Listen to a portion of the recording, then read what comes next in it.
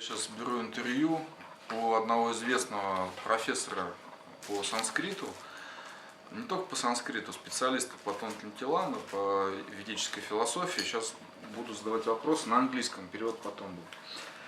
Раджа видия раджа гухьям павитрям идам уттамам. Пратьякша ваганам дхамьям сусукхам картям ававьям. This is very important. And in this translate that pratyaksha, direct experience, and avyagyam, understood, and this I understand that I can't with pratyaksha understand this knowledge. And how do you translate this avagyam? Because in some translate I see that translate not understand by pratyaksha. By experience. By experience in pratyaksha with my experience.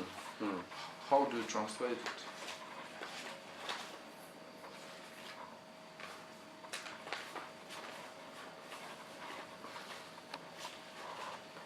I don't know if we can put it in any other way, because it is through experience only that one can arrive at it. It's not by a mental thought or a mental understanding. We can only experience this. And at this, so we can understand that this translate is true. And this avyagyam translated like understood is true. It is not understanding, it is more experiencing. Experiencing, not mind. Or yes. This yes. experience like living it, experiencing it, realizing it. Осознать это. Yeah. The understanding comes from the experience. Понимание приходит через опыт. That aspect is understood or sort of needs to be perhaps further elaborated. Where does the understanding come from? The understanding is not a mental understanding, the understanding is an experiential understanding. And as we study in our course of Vastu, how we can see that the heart, solar plexus, is the center of our system. The most important understanding, experience from the heart is, yes? The mental understanding of the one is the mental understanding of the subject, the other is experiencing it. Just a moment. Where in translate I see soul in English, but in translate from Sanskrit to English, word by word, I can't see this soul. How did you translate from English to Sanskrit soul? What's term do you prefer? That means atma. What we are saying is atma. How we translate atma to English?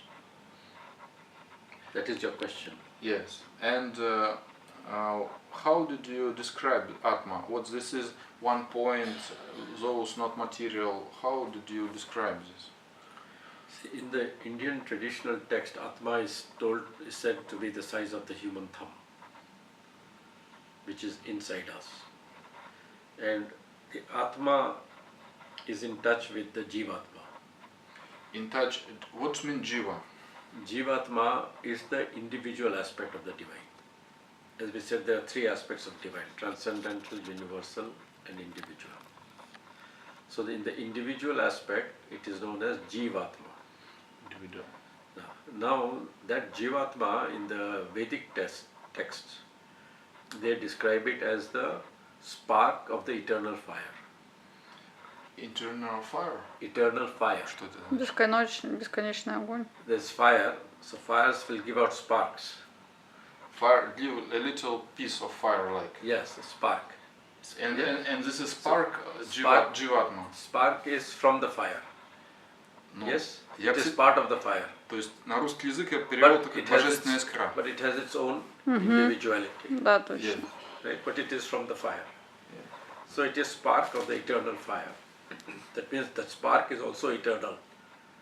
И это означает, что But The Бескратно Jivatma doesn't бесконечно. come into the evolution. The Jivatma sends the Atma into the evolution.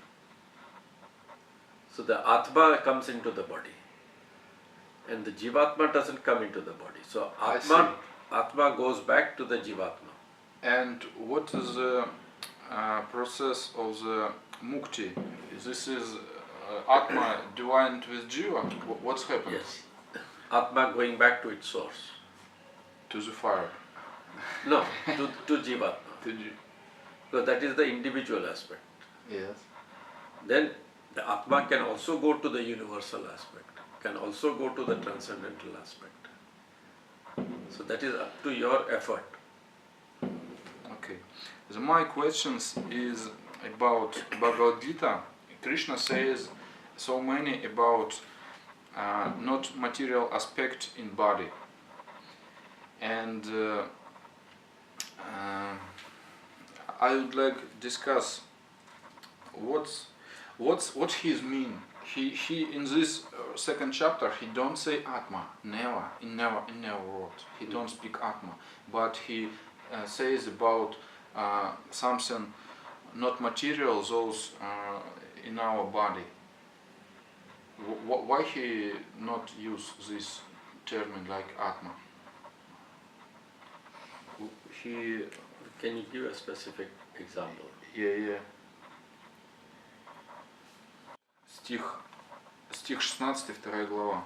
Let's see what he says here. I word by word на Нева. Нашата видяте Бхаву, на Бхаву видяте Сата. Убхая апи дришито нитас ту. I'll just see. Okay. And in this text do not use atma or another.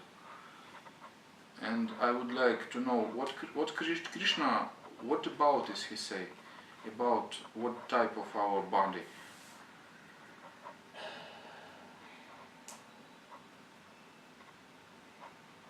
See, regarding our body, he says it very clearly in the Gita. He says that the soul is eternal, the body is like a cloth, like a dress, which the soul changes in every birth. And when we say soul, we means this little part. Soul. Yes, the soul. Jivatma. No. Not just atma. Just Soul atma. means atma. Okay. I see. So the Atma is eternal because it is part of the Jivatma. Eternal что значит? Бесконечно. Yes. So the soul never dies. He says the soul cannot be burned, the soul cannot be. But he don't use in this chapter atma. No, he says later on. This Later. more beautiful. More beautiful. He gives a very beautiful description that the soul is eternal, nothing can touch, no wind, no fire, no earthquake, nothing can touch the Atma.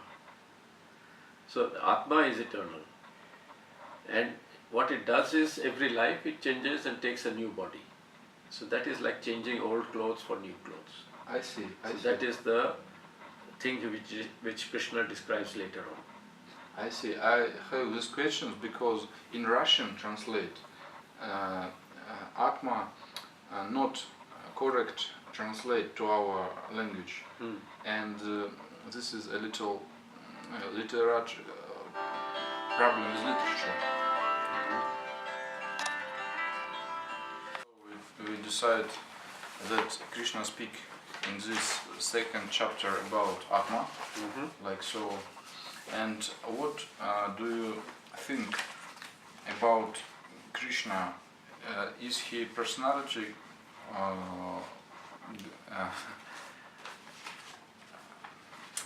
Who is he from this Bhagavad Gita? What can we see? Or divine consciousness. He is the whole power behind creation. He is everything. He is sustaining the creation. He is the power behind creation. He is all aspects of divinity. He is showing his, what we say, Virat Roop. Virat Roop, which is something which is universal, transcendental, which is individual altogether. Right? So he is total incarnation of the highest form of divinity. What do you think? In Srimad Bhagavatam says that Krishna stu Bhagavan Swayam. What do you think? Is he Bhagavan Swayam? Krishna is this? He is beyond Bhagavan. He is the whatever you can imagine as your concept of divinity in all its forms. His concept all of forms. Yeah, yeah. Everything is in him. And okay, how is he? There is a slight difference that Sri Aurobindo makes with the other Indian aspect of Krishna. Yes. He says that Krishna more specifically, like Brahma, Vishnu, Mahesh are there in the Indian Trinity. Krishna specifically is the aspect of Ananda. That is which sustains the whole creation, joy, bliss. Without Ananda, this creation would not be possible. Okay.